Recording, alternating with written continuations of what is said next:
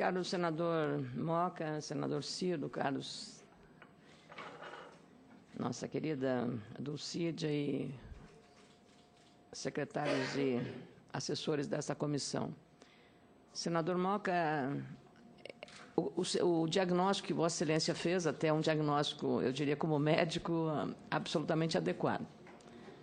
Primeira questão, eu queria até fazer um registro, eu fico triste como brasileira de ver manifestações hostis aos médicos estrangeiros, especialmente aos cubanos. Acho que isso não é bom, isso não faz parte do espírito brasileiro, da cordialidade brasileira, ponto.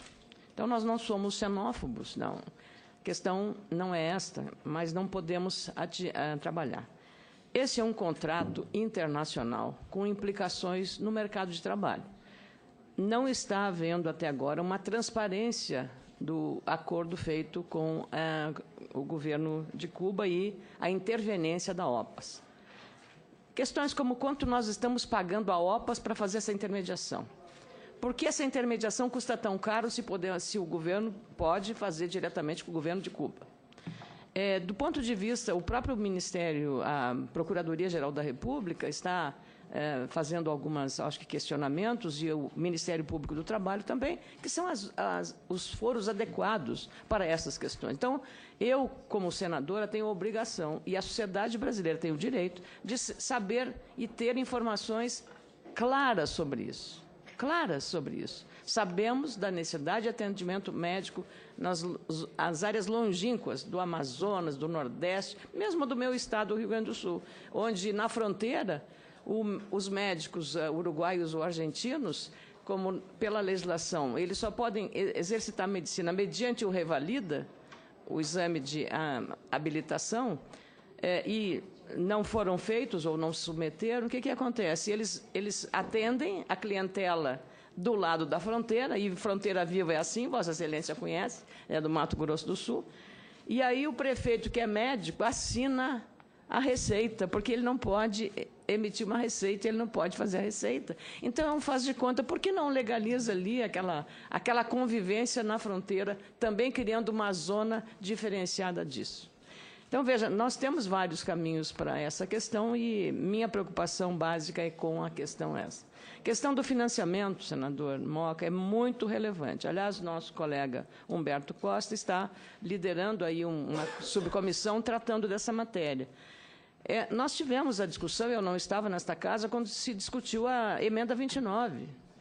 E ela deu com os burros na água, como se diz lá no meu Rio Grande.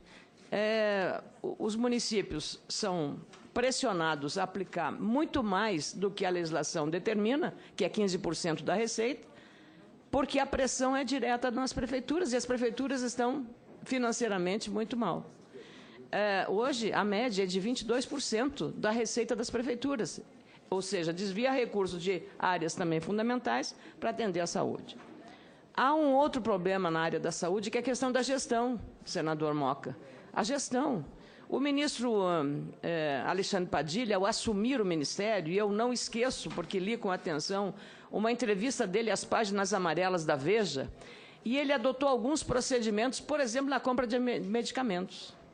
Um rigor maior na compra de medicamentos com escolha de preço. Hoje tem pregão eletrônico, e ele economizou R$1 milhão apenas numa medida de controle para a compra dos medicamentos. E quantas ações como essa poderiam ser adotadas em relação à qualidade da gestão?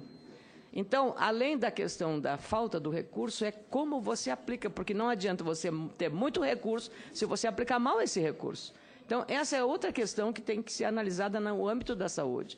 Então, essas questões todas, senador, por isso eu fiz uma proposta, porque o senador Pedro Tax fez um requerimento de informações pedindo a presença do ministro da Fazenda, Guido Mantega.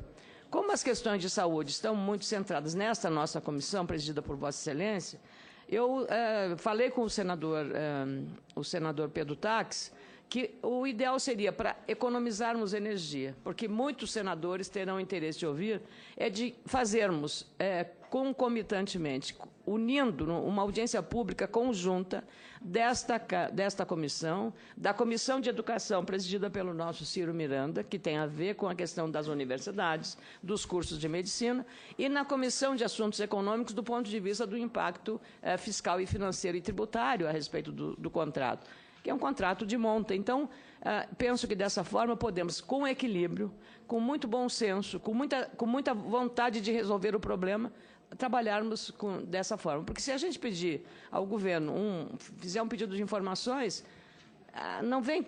E um debate numa audiência pública conjunta poderá ser muito mais rico e muito mais completo em relação às dúvidas que ainda temos a respeito desses contratos. Muito obrigada. Depois, pela ordem, viu, senhor? Para até oportunizar quem queira discutir o assunto, eu vou colocar em discussão o requerimento da senadora Ana Amélia, que diz o seguinte: requeiro nos termos regimentais a realização de uma audiência pública conjunta dessa Comissão de Assuntos Sociais com a Comissão de Educação, Cultura e Esporte e com a Comissão de Assuntos Econômicos, para debater sobre o termo de cooperação assinado pelo Ministério da Saúde com a Organização Pan-Americana de Saúde para contratar coletivamente médicos de Cuba para atuar no Brasil. Para tanto, sugiro sejam convidados o excelentíssimo senhor Alexandre Padilha, ministro da Saúde, e o senhor Joaquim Molina, representante no Brasil da Organização Pan-Americana de Saúde. A autora, a senadora Ana Amélia, que acabou. Eu acho que eu vou colocar em discussão o requerimento, porque aí a gente, senadores que quiserem se manifestar sobre o tema, terão já a oportunidade, e no final da discussão nós aprovamos ou não o requerimento.